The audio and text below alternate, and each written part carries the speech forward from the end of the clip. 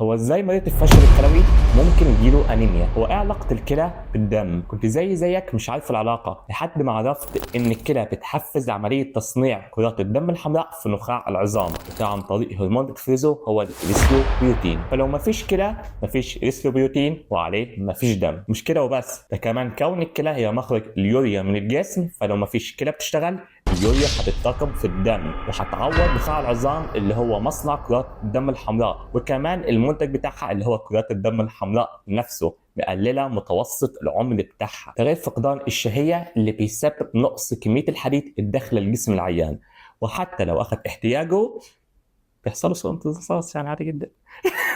ده غير فقدان الشهية اللي بيسبب نقص كمية الحديد الداخل الجسم العيان، وحتى لو أخذ احتياجه بيبقى عنده سوء امتصاص. ناهيك عن فقد الدم اللي ممكن يحصل أصلا في عمليات الغسيل الكلوي. والعلاج اعمل فولو شير يا صاحبي.